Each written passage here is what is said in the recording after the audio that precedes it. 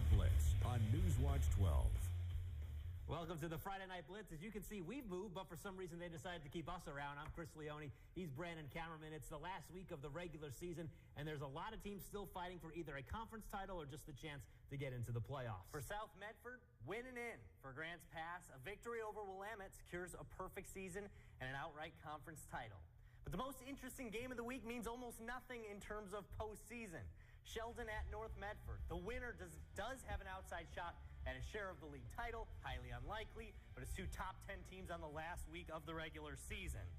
After a scoreless first half, we start out early in the third. North Medford's Troy Fowler to Jacob Moore down to the 2-yard line. That sets up a Fowler QB sneak. Medford goes up 6-0 on the following drive. Sheldon would answer. It's Kellen Strom keeping it himself. Irish up 7-6. Later in the quarter, after a North Medford punt, it's Strom again, this time going 44 yards for the touchdown. Sheldon on top 14-6. Next possession, Fowler. Using his legs, we've seen him go through the air, but he has the ability to use his legs. Here he escapes the pressure in the pocket and takes it up the sidelines. Finally would get taken down after getting a few blocks ahead of him. He would be taken down at the 5-yard line. That would set up. Fowler this time throwing it through the air, a slant to Josh Hansen. After the 2-point conversion, we're all tied up at 14.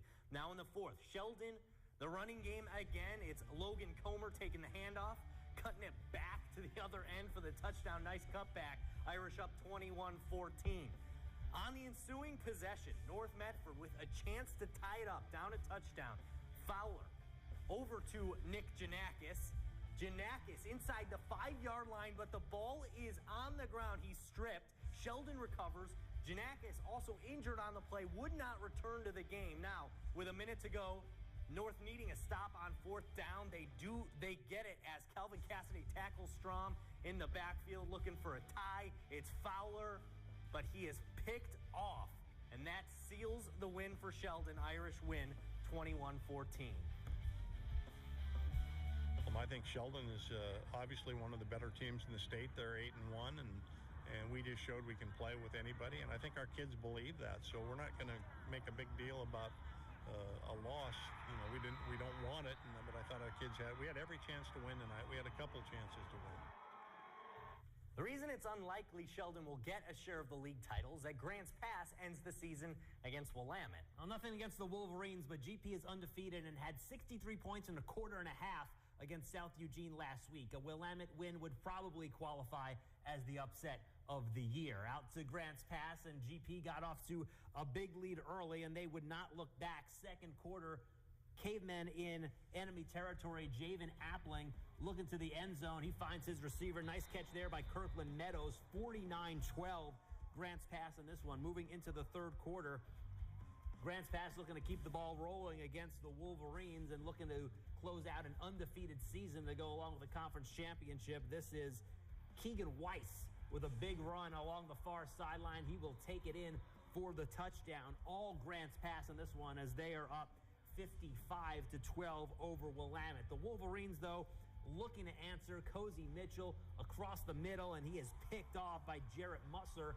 Musser gets a couple of nice blocks, and he'll return it down near the 20 before he's eventually brought down by Willamette. But on the very next play, it's Appling looking over the middle to Musser. They connect for a touchdown, 62-12 at that point. Grants Pass goes on to win 76-12, 9-0, 7-0 in league play. South Medford at Thurston, a win locks up a playoff spot for the Panthers. Just before the half, South already up 21-0.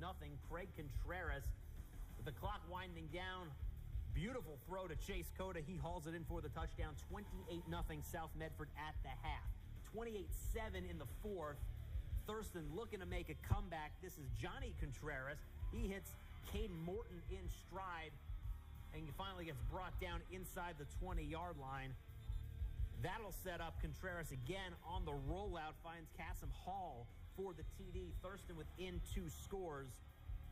But Thurston having to push here just to try to get back into the game. Contreras heaves it downfield. He's picked off by the Panthers, and that seals the win for South Medford, 28-14. So here's how the 6A shakes out. 4 automatic berths, and 3 of them go to Southern Oregon teams. Grants Pass, as we said, wins the outright conference title. a perfect record. North Medford, they finished 7-2 in the third spot. South Medford in fourth, and a very good chance. We'll have to see how the final power rankings look, but a very good chance that both North and South Medford will be at home for their first-round playoff games. A Spiegelberg doubleheader. We're looking forward to that. Eagle Point at Ashland. Grizzlies come in on a 2-game losing streak. In the first quarter, Ryan Robitz runs it all the way down for an early Ashland touchdown. They would score again in the first. This time it's Nicky Weinberg taking it in. Weinberg, Robitz, so many weapons for the Grizzlies, and the TDs keep coming for Ashland. Tucker Atterbury runs it in, keeps it himself.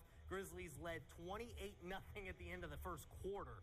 Second quarter now, Atterbury this time looking to go through the air. He hits Parker Layton. Layton in for the score. Eagle Point with the ball, trying to get some points on the board themselves. They're going downfield, but it's picked off by Theo Whitcomb. It's Whitcomb's 9th interception of the season, and at the end of the second quarter, Robitz again dodging Eagle Point players, cutting it one way, going back the other, almost steps out of bounds, but manages to stay in, and Ashland goes on to win 62-6. Wrapping up the 5A, Crater at Churchill. Comets looking to end the season with a win. Third quarter, trailing 21-8, but some great penetration there as the Comets come up with the blocked field goal. Jake Ireland will return it a long way for Crater, but the Comets just trying to play catch-up all night. It's a one-score game now in the fourth quarter. J.C. Moran pushes it through. Lancers go on to win 28-17. So Crater falls short of the playoffs. Ashland is in. 3 teams for the Midwestern League make the postseason. Springfield wins the league at 5-0. Marist finished 4-1, and the Grizzlies are 3-2. Those are the 3 teams representing the Midwestern League next week. Now, postseason play has already begun for the 4A teams. Next on the Friday Night Blitz, we'll take a look at Henley's play-in game against Sisters. Plus, St. Mary's and Cascade Christian renew their rivalry in football. Those highlights still to come on the Blitz.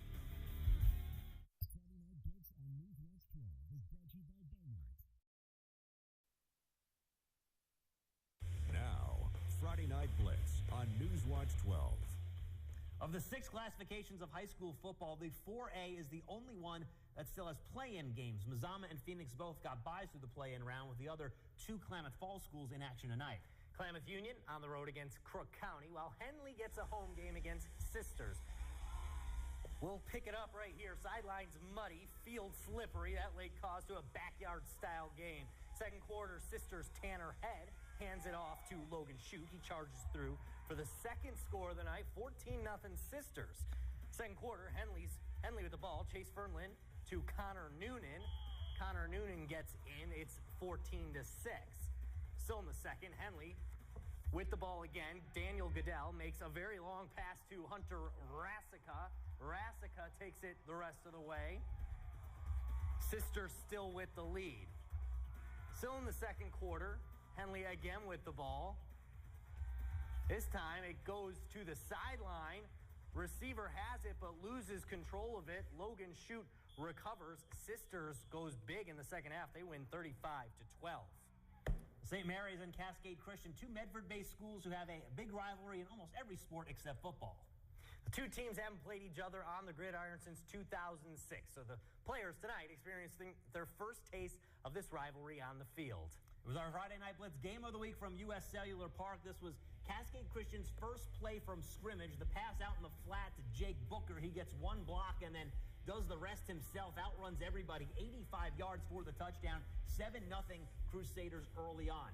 In the second quarter, it's 14-0 Cascade Christian, but the Crusaders looking for a response. The senior QB, Denton Edwards, dangerous runner, makes a couple of moves, and he's got some speed. He gets all the way down to the 15-yard line before he's finally dragged out of bounds. Crusaders on the move, and then they would get it down to the 1-yard line. Edwards would punch it in from there. 14-7 midway through the second quarter, so maybe you think St. Mary's about to make a game of this one, but Cascade Christian answers quickly. Alec first to Chase Wager.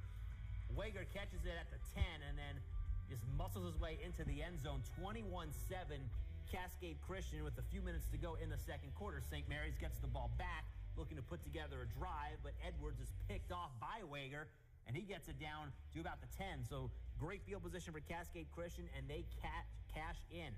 First to Booker, 17 yards, 28-7 Cascade Christian, they're starting to run away with this one. They'd get the ball before the end of the half. And first again, back from injury, missed a few weeks, but looking fresh tonight. Puts a lot of air under this one. It is caught by Jack Spence, who goes up for it 35-7 at the half, and Cascade Christian just kept things rolling into the second half. First, a beautiful pump fake. That frees up Booker, who he hits in stride for a 48-yard touchdown. First through 7 touchdown passes as Cascade Christian goes on to win 49-7.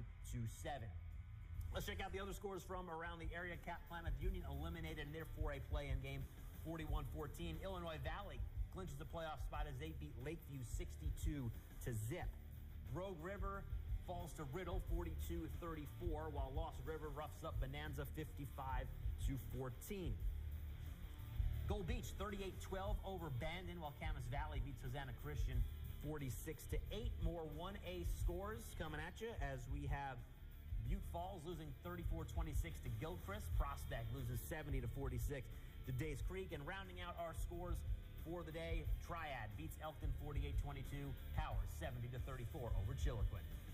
Well, that'll do it for high school football, but it was also the first day of college basketball season in Southern Oregon. That's right. Next on the Blitz, highlights from the OIT men and women as the Hustlin' Owls tip off the 2014 season. Friday Night Blitz basketball edition. Flagship in Turney and Ashland. Oregon Tech against Menlo. It was the Brandon Batista show. Tech trailing 3-0 early in the first. Shot clock winding down. Batista gets the steal. Finish on the other end. First points of the game for the Owls. Later in the first, it's Tech by 6. More defense turning into offense. Sherman Simpson with the steal. Austin Flint on the fast break over to Batista. The jumper is good. 27-19 Tech. Under 10 seconds to go in the half. Josh Johnson going hard to the hoop. Loose ball. Time is winding down. The ball somehow ends up in Batista's hands. He puts it up. 16 points, 5 assists for Batista. OIT wins 95-75. Lady Owls taking on New Hope Christian. We'll pick it up in the second half. Tech led by 16 at the break. Good passing. Finds Carly Levesque on the baseline. The J from Levesque is good. 40-22. 46-26. Deacons with the ball. Rayanne Davis gets it at the top of the key. Drives to the hoop and one. 46-29. One thing that definitely stood out in today's game was ball movement. OIT was incredibly efficient, just swinging it around. Finally, Carrie Table takes the 3. It's good, and Tech goes on to win 69-36. SOU hosted the night games, and SOU men and women both win. Women win 90-74 over UC Merced. SOU men 98-86 over New Hope Christian. So a lot to be excited about. Basketball coming up, playoffs next week. Yeah, be sure to stay with us through Friday Night Blitz throughout the month of November as we're tracking all the teams in the playoffs. For Brandon Cameraman, I'm Chris Leone. Have a great night.